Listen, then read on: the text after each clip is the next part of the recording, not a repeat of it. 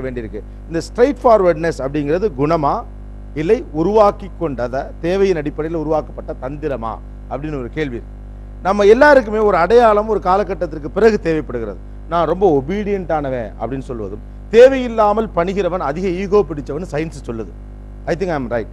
தேவையில்லாமல் தேவையில்லாமல் எடுத்த ஒருத்தருக்கு நான் பண்ணினேன், அவன் ரொம்ப நல்லவே அப்படின்னு ஊர் சொல்லணும் அப்படிங்கிறதுக்காக நான் பண்ணிக்கிறேன் என்றால் எனக்கு ரொம்ப அதிகமான ஈகோ இருக்குன்னு சயின்ஸ் சொல்லுது. ஸோ நிறைய அடையாளங்களை தேடி நம்ம பயணிச்சுக்கிட்டே இருக்கோம். அதில் ஒன்று இந்த ஸ்டேட்டஸ் சிம்பிளா அப்படியான ஒரு நிலை இந்த ஒடிசே இந்த ஸ்ட்ரெயிட் ஃபார்வர்ட்னஸில் இருக்கா அப்படிங்கிறது தெரியல. பட் ஸ்ட்ரெயிட் ஃபார்வர்ட்னஸ்ங்கிறதுக்கு ஒரு டெஃபினேஷனை கொண்டு வர வேண்டிய சூழல் நம்ம சமூக அமைப்புக்கு உட்பட்டே இருக்கு.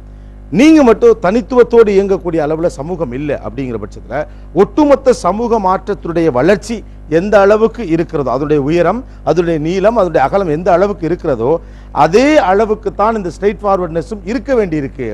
வெளிப்படையாக பேசுதல் என்பது எந்த இடத்தில் வெளிப்படையாக பேசுதல் என்பதோடு சேர்த்து தெரிந்து கொள்ள வேண்டிய விஷயமா இருக்கு. நீங்க வெளிப்படையாக இருக்கிறவர் என்பதை வெளிப்படுத்துவதில் தான் கூடுதலான கான்சென்ட்ரேஷன் பல நேரங்களில் இருக்கு அப்படின்னு ஒரு கம்ப்ளைண்ட் இந்த ஸ்ட்ரெயிட் ஃபார்வர்ட்னஸ் பீப்புள் மேல இருக்கு ஒரு பக்கம்.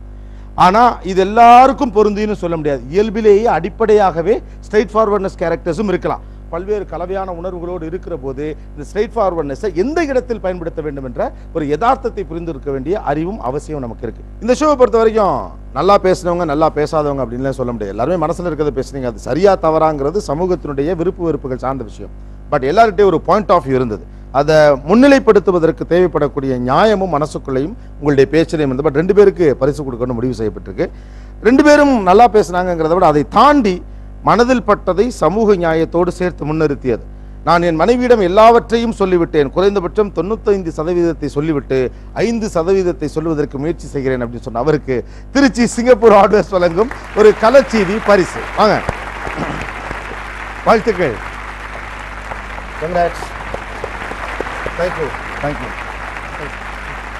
ஒரு சமூகம் எப்படி இருக்க வேண்டும் அப்படிங்கிறது வேறு. ஆனா ஒரு சமூகம் எப்படி இருக்கிறது என்பதை தன்னுடைய வழியிலிருந்து வெளிப்படுத்தினார் ஒருவர். அது மட்டும் இல்லாம இப்படி இருப்பதன் மூலமாக ஏற்படுகிற பிரச்சனை, அதை எப்படி கையாளுவது, உண்மையாகவே இன்னைக்கு சமூகம் எந்த நிலையில் இருக்கு அப்படிங்கிறத பட்டவர்த்தனமாக முன்னிலைப்படுத்திய இவங்களுக்கு மங்களன் மங்கள் வழங்கும் 10,000 rupees gift voucher பரிசு திரு பாஸ்கர் சக்தி.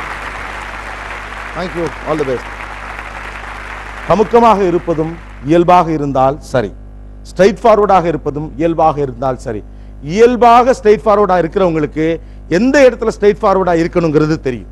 இயல்பாக கமுக்கமாக இருக்கிறவர்களுக்கு எந்த இடத்தில் மட்டும் கமுக்கமாக இருக்க வேண்டும் என்பது தெரியும். இது 2ம் செயற்கையாக செய்த ஏற்பாடாக இல்லாதவரை உறவுகளும் வேலையும் வெற்றி வாய்ப்பும் நிச்சயமாக கைகூடும். நிகழ்ச்சியில் கலந்து கொண்ட அனைவருக்கும் கோபிநாத்தின் நெஞ்சார்ந்த நன்றிகள். மீண்டும் இன்னொரு சந்தர்ப்பத்தில் பேசுவோம். Neeya Naana power by Ron India. நன்றி, வணக்கம்.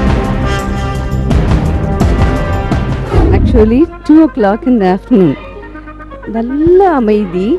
அந்த அமைதியில் நம்ம தோட்டத்தில் எங்கேயுமே நிச்சய சத்தம் இருக்காது. அப்போ தோட்டத்தில் மெதுவாக அந்த செடிகளோட உராசின்று நம்ம வரும்பொழுது யார் வீட்லேயும் ஒரு பையன் கத்துவான், எங்கேயோ ஒரு பையனோட குரல் கேட்கும். அந்த குரல் நம்மளை எந்த விதத்துலையோ அது ஈர்க்கும். அந்த குரல் எங்கேயோ ஒரு பறவை கத்துறது, இதெல்லாம் தூரம் தான் இருக்கும். நம்ம தோட்டத்தில் நடக்கிறது தனி அழகு. இந்த அழகுக்கு ஈக்குவல் வேற எதுவும் கிடையாது. சூப்பருங்க. நண்பகல அழகா ரசிக்கிறீங்க. காலையில நல்ல அழகான ஒரு சூரியோதயத்துல பறவைகள் எனக்கு சாப்பாடு போடலையா அப்படின்னு கேட்கும். காக்கால பழக்கப்பட்ட நேரத்துல 11 மணியா 9 மணியா whatever it is, பழகின நேரத்துல பறவைகள் காக்கை கேட்க, ஒரு காக்கை சாதம் எடுக்கும் போது ஒரு அணில் எனக்கு அப்படின்னு கேட்கும் பொழுது இது 2 சண்டை போடும்போது இதை பார்க்குற அழகே அழகு. இந்த அழகையெல்லாம் நம்ம இரவு நேரத்தில் பார்க்க முடியாது. One of the best memories எனக்கு இருந்தது 5th 6th ஸ்டாண்டர்டில். நான் போபாலில் படிச்சிருந்தேன். எனக்கு லைக் எங்கள் வீட்டுக்கு பக்கத்துலேயே ஒரு பெரிய garden and it's got pond and நிறைய ட்ரீஸ் அதெல்லாம் இருக்கும். ஸோ நீங்கள் காட்டால் போய் பார்த்தேன்னா சும்மா ஒரு கார்டன், ஒரு பாண்டு, ஒரு ட்ரீஸு, அப்படியே அந்த பாண்டுக்கு மேலே ஒரு பிரிட்ஜு, ரொம்ப அழகாக இருக்கும் பார்க்கறதுக்கு. ராத்திரியில் போனேன்னு வச்சுக்கோங்க, அந்த ஃபஸ்ட்டு பார்த்தீங்கன்னா லைட்லாம் போட்டு ஒரு மாதிரி ஒரு அந்த கார்டனை கொஞ்சம் ஆக்டிவாக காமிக்கிற மாதிரி பண்ணுவாங்க. உள்ளே போக போக அதெல்லாம் அந்த லைட்லாம் ஆஃப் ஆகிடும். அப்படியே டார்க்காக இருக்கும் பயங்கரமாக. அந்த பாண்டு வரும், அந்த பாண்டுக்கு மேலே அந்த பிரிட்ஜ் இருக்கும். மேலே அந்த மரத்தில் பார்த்தீங்கன்னா ஃபயர்ஃப்ளைஸ், இந்த மின்மினி பூச்சி அவ்வளோ அழகா அந்த மின்மினி பூச்சி மேலே இருக்கும், அதோட ரிஃப்ளெக்ஷன் கீழே, மூணு லைட்டோட ரிஃப்ளெக்ஷன் கீழே, அதை பார்த்து எவ்வளோ நான் அந்த 5th 6th ஸ்டாண்டர்டோட மெமரிஸ் வந்து எனக்கு இன்னமும் போல. அதே மாதிரி ராத்திரி இருக்கக்கூடிய நம்மளுடைய அகம் புறம் அப்படின்னு ரெண்டா பிரிச்சுக்கிட்டோம் அப்படின்னா, தத்துவார்த்தத்தில் நம்ம அகம்ங்கிற ஒரு விஷயத்தை நம்ம ராத்திரி மட்டும் தான் சார் பார்க்க முடியும். ஏன்னா பகல் உங்களை டைவர்ஷன் பண்ணுது, உங்களை அதிகப்படியாக உங்களை வந்து திருப்பி வந்து மற்றவங்களை சார்ந்து இருக்கக்கூடிய, மற்றவர்களை பற்றி பேசக்கூடிய, மற்றவர்களை பார்த்து நடக்கக்கூடிய ஒரு விஷயம். ஆனால் இரவு மட்டும்தான் உங்களை உங்களாக காமிக்கும். பல பேருடைய உண்மை நிஜம், உண்மையான முகம் இரவுல மட்டும்தான் வெளியில் வரும். அது வந்து ஒரு உணரக்கூடிய ஒரு விஷயம் தான். டிவியில கருத்து சொல்றதுக்காக வரணும்னா டிவிக்காக கருத்து சொல்லக்கூடாது. யூ ஹாவ் டு திங்க் உண்மையா நாம எப்போ இருக்கும். கண்டிப்பா மாலைக்கு மேலதான் நம்ம நாம இருக்கோம். Gift vouchers sponsored by Mangal and Mangal, மாபெரும் தங்க மாளிகை, Trichy. Meet your style. Style 1, Gandhinagar, Adyar, Chennai.